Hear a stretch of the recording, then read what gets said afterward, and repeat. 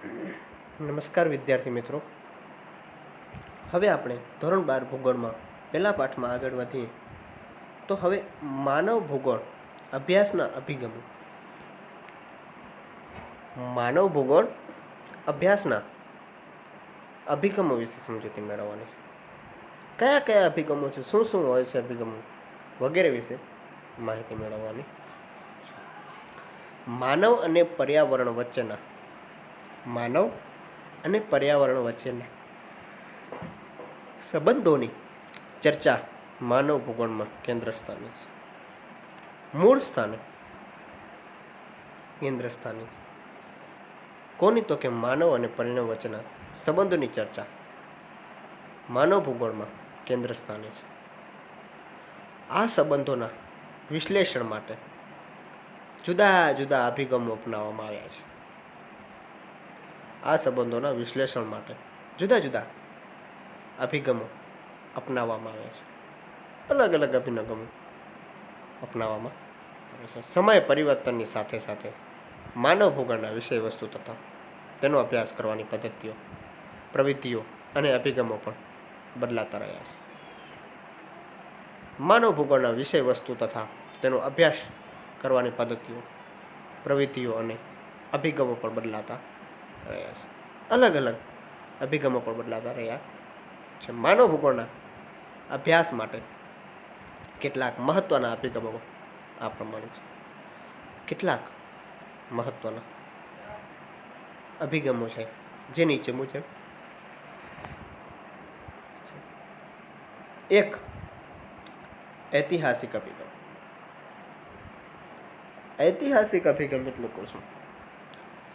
તો કે માનવીના ઉદ્ભવથી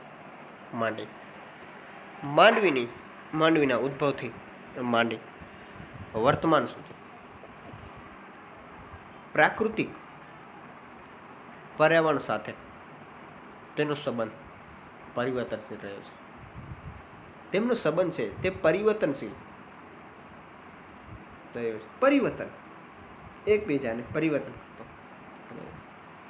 18મી સદીની ઔદ્યોગિક ક્રાંતિ પછી માનવીએ તકનીકી અને વિજ્ઞાન ક્ષેત્રે નોંધપાત્ર પ્રગતિ કરી. 18મી સદીની ઔદ્યોગિક ક્રાંતિ પછી, જે 18મી સદીની ઔદ્યોગિક ક્રાંતિ આવી તે પછી માનવીએ તકનીકી અને વિજ્ઞાન ક્ષેત્રે નોંધપાત્ર પ્રગતિ કરી. નોંધપાત્ર જેની નોંધ નથી તે પ્રગતિ કરી, જેથી માનવીની જીવન જીવવાની શૈલીમાં પરિવર્તન થયું. જેથી માનવીની જે જીવન જીવવાની શૈલી છે તેમાં પરિવર્તન થયા. અલગ અલગ પરિવર્તન થયા. આ અભિગમ દ્વારા માનવ અને પર્યાવરણમાં સમયની સાથે થયેલા પરિવર્તન સ્પષ્ટ રીતે સમજી શકાય. આ અભિગમ દ્વારા માનવ અને પર્યાવરણમાં સમયની સાથે થયેલા પરિવર્તન સ્પષ્ટ રીતે સમજી શકાય. સ્પષ્ટ, ઉલ્લેખનીય રીતે તેને સમજી શકાય. 2, ક્ષેત્રીય વિશ્લેષણ અભિગમ. ક્ષેત્રીય વિશ્લેષણ અભિગમ વિશ્વના વિભિન્ન પ્રદેશો અને ભાગોમાં વસતા માનવીના માનવસર્જિત પર્યાવરણને પ્રાધાન્ય આ અભિગમથી પ્રાપ્ત થાય છે. અમુક માનવસર્જિત પર્યાવરણને પ્રાધાન્ય આ અભિગમથી પ્રાપ્ત થાય છે. કયા અભિગમ? તો કે ક્ષેત્રીય વિશ્લેષણ અભિગમ. આ પ્રકારના અભિગમ દ્વારા માનવ જીવનની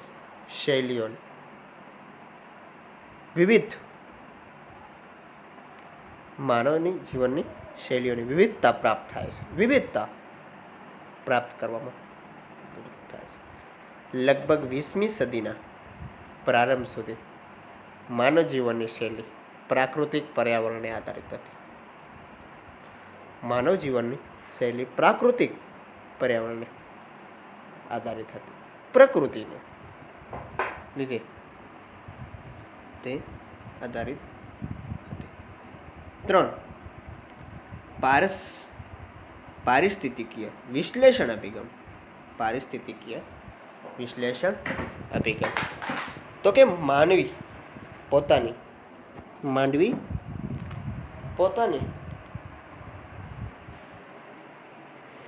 પ્રવૃત્તિઓનું પ્રાકૃતિક પર્યાવરણમાં કેવી રીતે સંયોજન કરે અને તકનીકી વિકાસ દ્વારા પ્રાકૃતિક પ્રતિકૂળતાઓનો સામનો કેવી રીતે કરે છે તેનું વિશ્લેષણ આ અભિગમ દ્વારા કરવામાં આવે. આ બધી વસ્તુઓનું વિશ્લેષણ અભિગમો દ્વારા કરવામાં આવતું હોય છે. તેનું વિશ્લેષણ અભિગમો દ્વારા કરવામાં આવે છે. પ્રાકૃતિક પર્યાવરણની પ્રતિકૂળ પરિસ્થિતિઓને સાથે અનુકૂલન સ્થાપવામાં જ પારિસ્થિતિક પરિવર્તન જોવા મળે છે. પારિસ્થિતિક અલગ અલગ પરિસ્થિતિઓ પ્રમાણે પરિવર્તન, અલગ અલગ પ્રકારનું પરિવર્તન તેમાં જોવા મળે છે. તેનો અભ્યાસ આ અભિગમમાં સમાવિષ્ટ છે. આનો અભ્યાસ આ અભિગમ છે તેમાં સમાવિષ્ટ નિયતિવાદી અને સંભવવાદી વિચારધારાઓ આ અભિગમ સાથે જોડાયેલી છે. કઈ તો કે નિશ્ચયવાદી, નિયતિવાદી અને સંભવવાદી વિચારધારાઓ આ અભિગમો સાથે જોડાયેલી છે. હવે જોશું નિશ્ચયવાદ, નિયતિવાદ.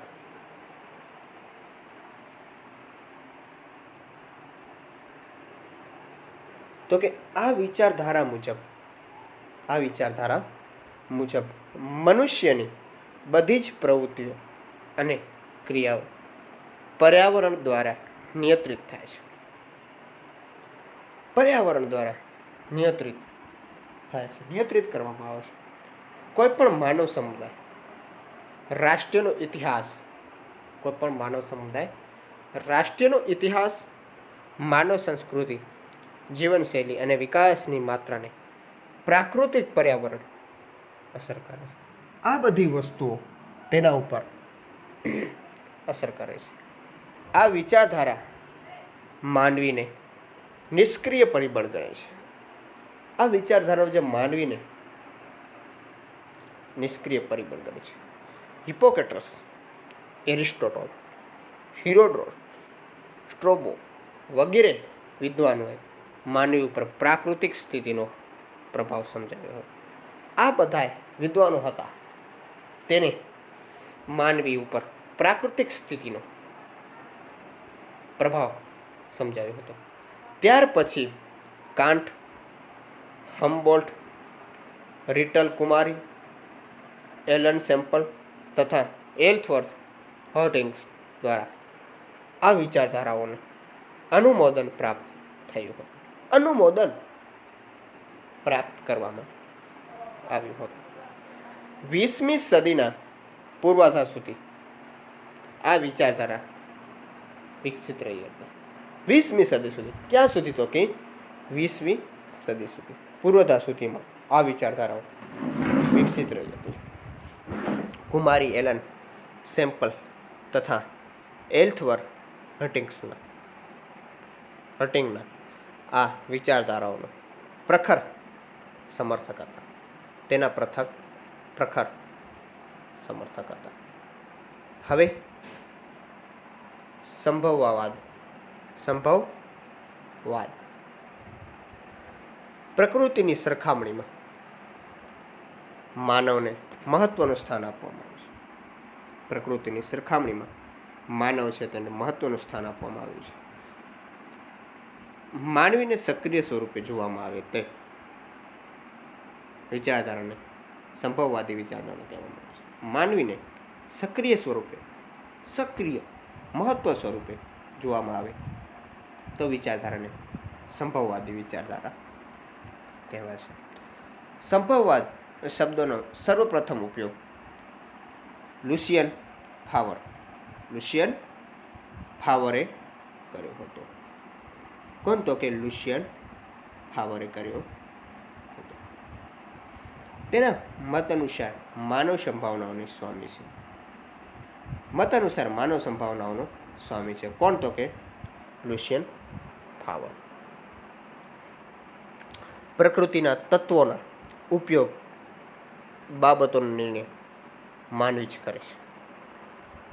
પ્રકૃતિના તત્વોનો ઉપયોગ બાબતોનો નિર્ણય માનવી જ કરે છે. ભૂગોળ વેતા વિડાલ્ડીલા બ્લાસે આ વિચારધારાનો વ્યવસ્થિત પ્રચાર કર્યો હતો. વ્યવસ્થિત સારો એવો પ્રચાર તેને કર્યો હતો. સંભવવાદી વિચારધારણાની ઘણા વિદ્વાનોએ આલોચના કરી હતી. ઘણા વિદ્વાનો તેની આલોચના પણ કરી હતી. નિશ્ચયવાદી વિચારધારણા અને સંભવવાદી વિચારધારણાનો સમન્વય કરતી નવનિયતિવાદી નામની વિચારધારણા ગિફલ્થ ટેલરે રજૂ કરી. ગિફિલ્થ ટેલરે રજૂ કરી હતી. તેમણે સમજાયું કે પ્રાકૃતિક નિયમોનું પાલન કરીને પ્રકૃતિનો ઉપયોગ માનવીએ કરવાનો છે. જે પ્રકૃતિનો ઉપયોગ છે તે માનવીએ કરવાનો. માનવીએ સાંસ્કૃતિક પર્યાવરણને મર્યાદિત કરીને પ્રાકૃતિક તત્વોનો ઉપયોગ કરવાનો અનિવાર્ય છે. વિદ્યાર્થી મિત્રો, તેનો અનિવાર્ય છે. પ્રાકૃતિક પર્યાવરણને નુકસાન થશે તો માનવ સમાજ સામે માનવ સર્જિત સમસ્યાઓ ઊભી થશે. માનવ વિકાસ રૂધાશે. તો તેનો માનવ વિકાસ રૂધાઈ જશે. માનવ સમાજ સામે માનવ સર્જિત સમસ્યા ઊભી થશે અને માનવ વિકાસ રૂધાઈ જશે. હવે આપણે વર્તનલક્ષી અભિગમ વિશે ભણીશું. વર્તનલક્ષી અભિગમ એટલે શું? તો કે કોઈ પણ ક્ષેત્રમાં ઉત્પન્ન થતું સાંસ્કૃતિક પર્યાવરણ તે ક્ષેત્રના માનવીના વ્યક્તિગત ગુણો, માન્યતાઓ, મૂલ્યો, વ્યવહારો, રીત રિવાજો વગેરે પરિણામ છે. આ બધા પરિણામ છે વર્તનલક્ષી અભિગમના. કોઈ પણ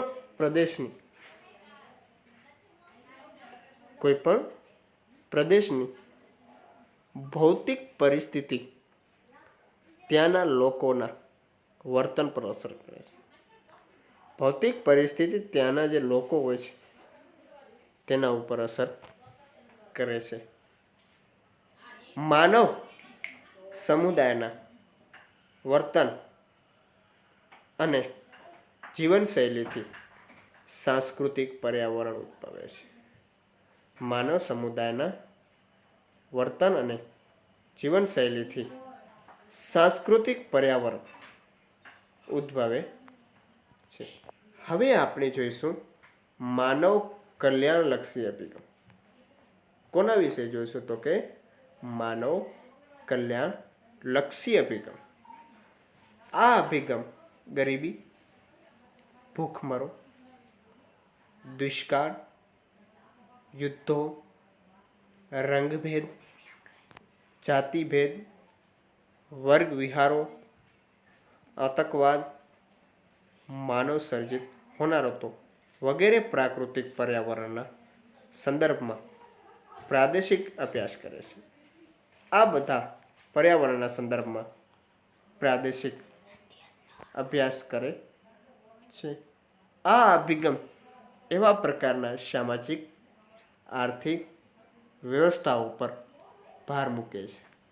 આ બધી વ્યવસ્થાઓ ઉપર ભાર મૂકે છે કે જેના દ્વારા વિશ્વના તમામ નાગરિકોને વિશ્વના બધા જ સંસાધનો પર સમાન અધિકાર અને નિયંત્રણ પ્રાપ્ત થાય છે. સમાન અધિકારો અને એવા બધા નિયંત્રણો પ્રાપ્ત થાય છે. સામાજિક ન્યાયનો હેતુ પાર પાડી શકાય. જે સામાજિક ન્યાયનો હેતુ હોય છે તે પાર પાડી શકાય. માનવીને તેની પ્રાથમિક જરૂરિયાત સરળતાથી મળી રહે અને માનવ કલ્યાણ સાધી શકાય છે. માનવ ભૂગોળના અભિગમો વિશે રીટર, રેડજેલ, હટિંગ્સ, બ્લાસ, બુન્સ, ડિમાઝિયા, ફિન્ચ, ટ્રેવાર્થ, ડિકન્સ, વ્હાઇટ્સ વગેરે વિદ્વાનો પોતાના વિચારો રજૂ કર્યા. આ બધા વિદ્વાનો તેમના પોતાના મંતવ્યો, તેમના વિચારો એ રજૂ કર્યા છે. હવે આપણે આગળ જઈએ તો કે માનવ ભૂગોળનો અભિગમની તુલના. માનવ ભૂગોળની અભિગમની તુલના વિશે આપણે ભણવાનું છે.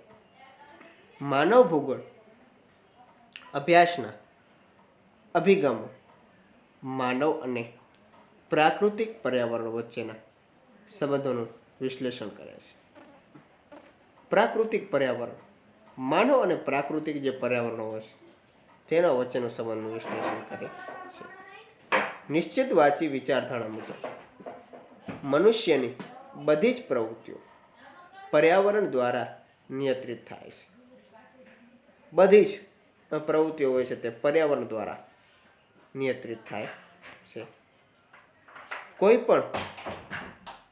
કોઈ પણ રાષ્ટ્રનો ઇતિહાસ, સાંસ્કૃતિક, લોકોનું જીવનશૈલી અને વિકાસની દિશાને પ્રાકૃતિક પર્યાવરણ અસર કરે છે. આ બધી વસ્તુઓને પ્રાકૃતિક પર્યાવરણ હોય છે તે અસર કરે છે. જ્યારે સંભવવાદી વિચારધારા પ્રાકૃતિક પર્યાવરણને બદલે માનવને વધુ મહત્વ આપે છે. પ્રાકૃતિક પર્યાવરણને બદલે તે માનવને વધુ મહત્વ આપે છે. માનવી પોતે જ સંભાવનાઓનો સ્વામી છે. માનવી સર્જન શક્તિના કારણે મનુષ્યની કેન્દ્ર અને ક્રિયાશીલ ભૂમિકાને પ્રાધાન્ય પ્રાપ્ત થાય છે. આ બધી ક્રિયાશીલ ભૂમિકાને પ્રાધાન્ય પ્રાપ્ત થાય છે. ઐતિહાસિક અભિગમે બાબતોને સ્પષ્ટ કરે છે. ઐતિહાસિક અભિગમ એ બાબતોને સ્પષ્ટ કરે છે કે ભૌતિક પર્યાવરણને સમતુલા જળવાશે તો જ માનવ કલ્યાણ અને પ્રગતિ થઈ શકે છે. જો ભૌતિક પર્યાવરણને સમતુલા જળવાશે તો જ માનવ કલ્યાણ અને પ્રગતિ થઈ શકશે. પ્રાકૃતિક નિયમોનું પાલન કરવાથી માનવી પ્રકૃતિ પર વિજય મેળવી શકશે. આ બધી નિયમોનું પાલન કરવાથી જ માનવી પ્રકૃતિ પર માનવ વિજય મેળવી શકશે. સાંસ્કૃતિક પરિબળો પર પ્રાકૃતિક પરિબળો વચ્ચેના સંબંધો નિરંતર પરિવર્તનશીલ છે. પરિવર્તનશીલ રહ્યા છે. પ્રાકૃતિક પર્યાવરણની પ્રતિકૂળ પરિસ્થિતિઓ સામે અનુકૂલન સાધવા માનવી હંમેશા પ્રયત્નશીલ રહ્યો છે. આ માનવ કલ્યાણલક્ષી અભિગમ સામાજિક ન્યાયનો હેતુ સિદ્ધ થાય છે.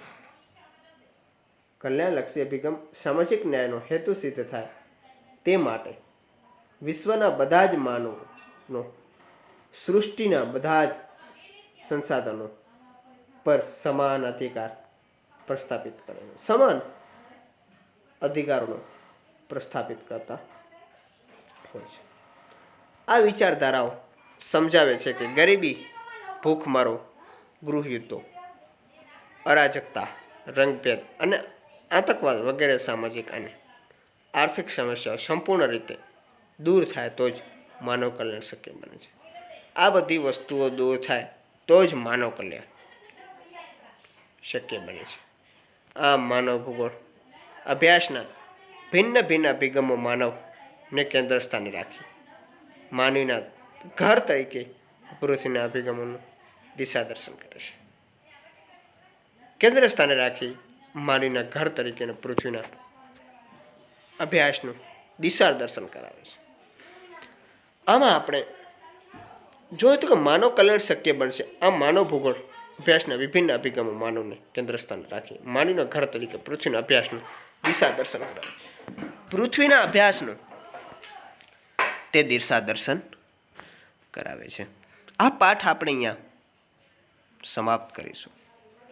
હવે જોઈશું તેના સ્વાધ્યાય વિશે આપણી સમજૂતી મેળવી. હવે વિદ્યાર્થી મિત્રો આપણે જોઈશું પ્રશ્ન. એમાં પહેલો પ્રશ્ન, નીચેના પ્રશ્નનો સવિસ્તર જવાબ આપો. એમાં પહેલો પ્રશ્ન લખવાનો છે, માનવ ભૂગોળના અર્થ સમજાવી તેના અભ્યાસ ક્ષેત્રોની ચર્ચા. બીજો પ્રશ્ન, માનવ ભૂગોળના વિકાસની રૂપરેખા આપો. માનવ ભૂગોળના જે વિકાસની રૂપરેખા જણાવો. હવે લાસ્ટ ત્રીજો ક્વેશ્ચન છે, માનવ ભૂગોળ અભ્યાસના અભિગમો જણાવી. કોઈ પણ એક અભિગમ વિશે માહિતી આપો, જે આપણે લાસ્ટમાં હમણાં જોયા. ક્વેશ્ચન 2, એમાં સંભાવવાદ વિચારધારા સમજાવો. એમાં પણ 3 ફરજિયાત લખવાના છે. માનવ ભૂગોળના 3 કાર્યો સ્પષ્ટ કરો અને 3 નિશ્ચયવાદ વિચારધારણાઓ ચર્ચા કરો. સંક્ષિપ્ત ટૂંકમાં ઉત્તર એનો પહેલો. ત્રીજો, સંક્ષિપ્તમાં ઉત્તર આપો. એમાં બીજો ક્વેશ્ચન, માનવ કલ્યાણલક્ષી અભિગમ એટલે શું? માનવ કલ્યાણલક્ષી અભિગમ એટલે શું? એના વિશે સમજૂતી મેળવવાની છે. પ્રાકૃતિક પર્યાવરણ અને સાંસ્કૃતિક પર્યાવરણ વચ્ચેના તફાવતના 2 મુદ્દા જણાવો. એના વિશે પણ સમજવાનું છે. 1-2 વાક્યના ઉત્તર બધા ફરજિયાત લખવાના છે. અને વિકલ્પો પસંદ કરી, યોગ્ય વિકલ્પ પસંદ કરી સાચો ઉત્તર આપો. એ પણ ફરજિયાત લખવાનું છે. તો વિદ્યાર્થી મિત્રો, આજે આપણે આ પાઠમાં માનવ ભૂગોળ પરિચય મેળવ્યો. માનવ ભૂગોળ શું છે, શેની સાથે સંકળાયેલું છે, વગેરે આપણે આજે અભ્યાસ કર્યો. હવે આ પાઠ આપણે અહીંયા પૂરો કરીએ છીએ.